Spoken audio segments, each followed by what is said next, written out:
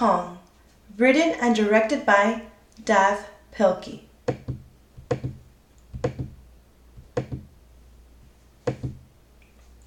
One dark and perilous night, 3 mouse explorers sailed toward a strange, uncharted island.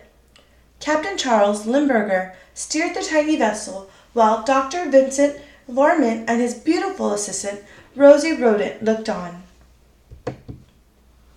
When they reached the island, the 3 explorers were astonished.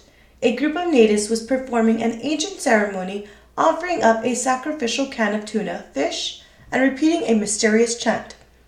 Here, kitty, kitty, here, kitty, kitty, here, kitty, kitty, kitty. Suddenly, the island began to tremble.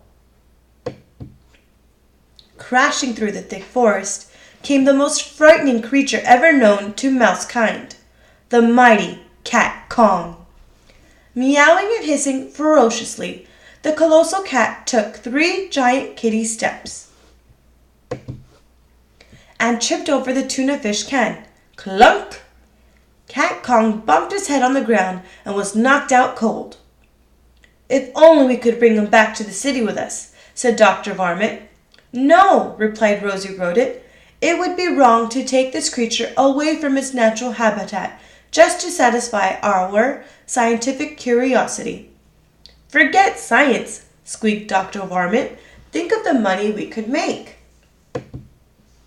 So the 3 explorers wrapped Cat Kong in a giant burlap bag and tied him tightly to the ship.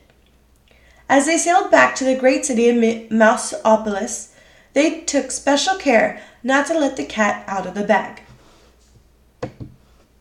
Several days later, in downtown Mouseopolis, Dr. Varmint unveiled his discovery to a sold-out crowd. Ladies and gentlemice, he squeaked, I give you Cat Kong, the 9-lived wonder of the world. The audience cheered. Cat Kong, however, was not amused. The towering tomcat hissed and meowed wildly. Do not be afraid, Dr. Varmint told the crowd. There is no way this creature can escape.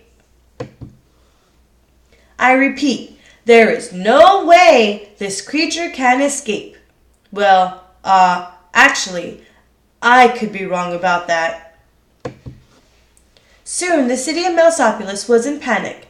The ferocious feline tore through the streets, knocking down buildings, ripping out power lines, and generally causing quite a ruckus. Captain Charles Limburger rushed off to organize a counterattack team, while the beautiful Rosie Rodent watched the destruction from her apartment window. Help! Cried the engineer. The cat's got my train! Help! Squeaked the butcher. The cat's got my tongue! Help! Screamed Rosie. The cat's got me!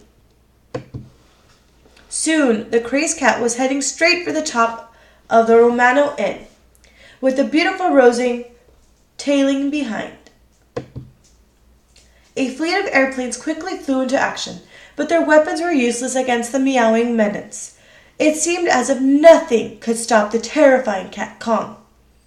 Then, suddenly, a squeaking ray of hope rocketed through the thick clouds of gloom and despair.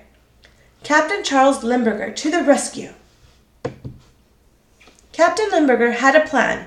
He swooped close to Cat Kong and held out a red package tied with gold ribbons. Hey, Cat, he shouted, look what I've got.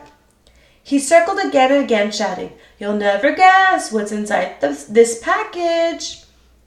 Cat Kong stared intensely at the red package. With each passing second, the colossal kitty's interest grew and grew. Finally, Cat Kong could stand it no longer. He had to find out what was inside that package. With one swift paw, he puzzled Pussycat reached out for the red package and lost his balance.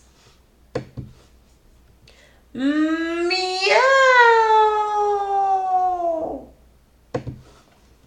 When the dust settled, a crowd of mice gathered to view the final resting place of the mighty Cat Kong.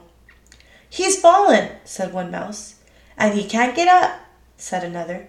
Well, said the chief of police. "It looks as if Beauty killed the beast." "No," said Dr. Varmint, as he looked sadly onto the glowing red horizon. "It was Curiosity. Curiosity killed the cat." The end.